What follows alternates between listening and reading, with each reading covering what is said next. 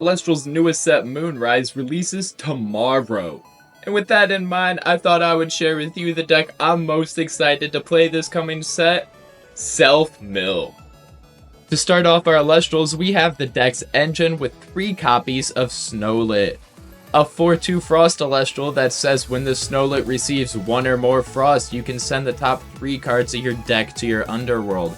Not only is he great for starting your self-mill that you'll want to be doing with this deck, but he's also a necessity with the other cards that we'll be playing.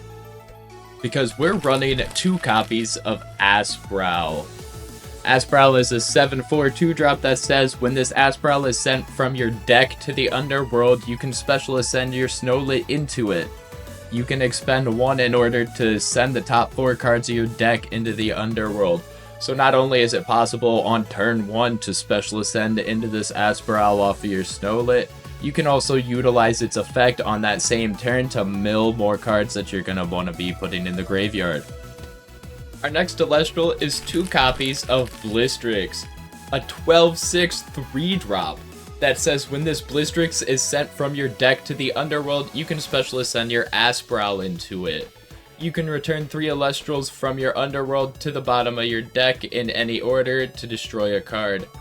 Not only is Blistrix a huge offensive threat that you have to deal with, he can also be turboed into on turn 1 if you're really lucky utilizing Snowlet and Elestral's abilities. And on top of that, he can put cards that you did not mean to mill back into your deck while destroying a card. I know it's very awkward that we're playing a lot of Ascensions, but this deck has to use them in order to function properly, so that's why we're playing a lot more Ascensions than normal. I just got done saying how it's weird that we're playing a lot of Ascensions, but we're going to be playing another 2-drop with 2 copies of Morelith. A 6/4 2-drop that says this Morelith can be normal cast with 2 Frost if an opponent has fewer Elestrals in their underworld than you. Which, I mean, as long as you've played any turns in this game with this deck, you should have more Elestrals, so Morelith is always live. When you cast this Morelith, you can send the top 5 cards of your deck to your underworld. Not only is Morelith always live with the fact that we'll be self-milling, and he's a very big threat that you can just drop on the board, Morelith can also be used to trigger your Elestrals or your Snowlet's abilities by helping you self-mill. Now this deck can be pretty expensive, so to ensure we don't quickly run ourselves out of spirits, we're playing 3 copies of Cataran. Cataran is a 3/1 that says when it receives a Frost Spirit, you can heal for 2 Frost Spirits. Fantastic in this deck due to how expensive it is, and everything cost in your life makes it so Cataran is very relevant for us to continue being able to play the game. Just in case we don't mill our Elestrals in the proper order, we need an Elestral that we can utilize as just a simple beat stick to get over stuff. So we're running 2 copies of Pulsar. Pulsar is a 2/2 that says this Pulsar gets +1 attack for each Frost Elestral in your underworld. This effect cannot increase this Pulsar's attack by more than +5 total. So more than likely, as long as you've played the game and a little bit, Pulsar is going to be a 1-drop 7 attacker. Fantastic at any point in time. We always talk about Elechick and how combining that with Zeus to make a 7 attacker can make it fantastic. But Pulsar in this deck can be just 7 attacker on its own. Our next Elestral kind of works as the glue for this deck with 3 copies of Narpoon. A 4/3 water Elestral that says when you normal cast it, you can search your deck for a 1-cost Frost Elestral and add it to your hand. Play this at the beginning of the game to ensure that you have your Snowlet, or play it mid to late game to get your Cataran or your Pulsar. Narpoon literally helps you do whatever you need in the moment for this deck. And our last Elestral in the deck is 1 copy of Ash Rabbit, a 2/5 Fire Elestral that says when this Ash Rabbit receives 1 or more Fire Spirits, you can target 3 cards in your underworld. An opponent chooses 1 from them and returns it to your hand. With the fact that you're milling your entire deck with this deck, essentially you have infinite targets for what you might want to pick. Ash Rabbit is phenomenal, but we can't afford to run more than 1 due to everything we need to run in this deck to make it operate properly. Before we continue the video, I do want to remind everybody that I will be giving away a Reverse Stellar Exaltus at 100 subs. All you have to do is like the video and subscribe to the channel, and you will be entered to win this beautiful card. Without further ado, let's get back to the video.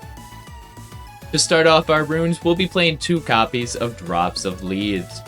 A 2-cost Omni Invoke rune that says reveal any number of cards from your hand, then shuffle them into your deck and draw that many cards +1.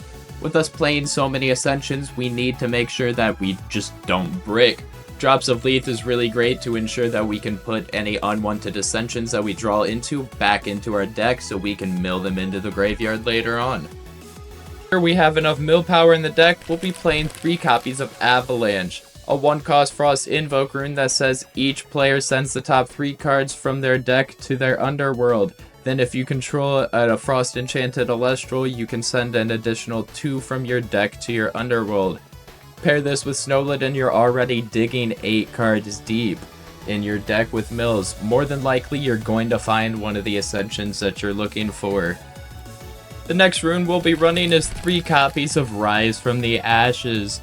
The reason why we're running this is because we can easily mill stuff out of order, preventing us from being able to utilize our combo.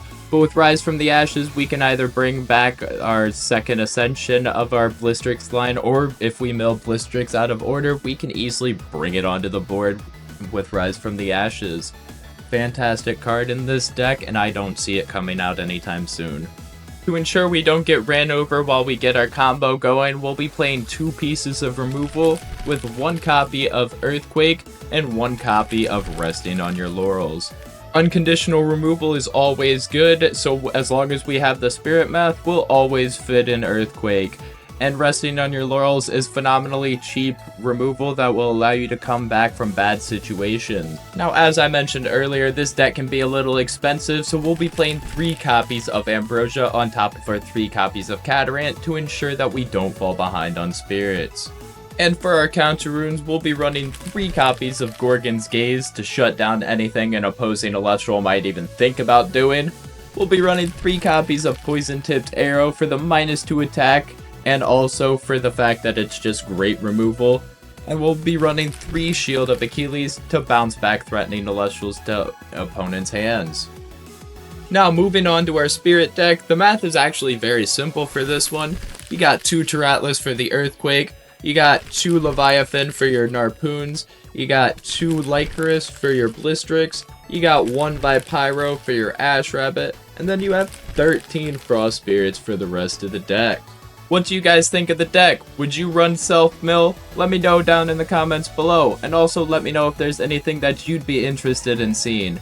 If you enjoy content like this, be sure to like and subscribe, as I do put out content daily. I hope you guys have a good day, and peace.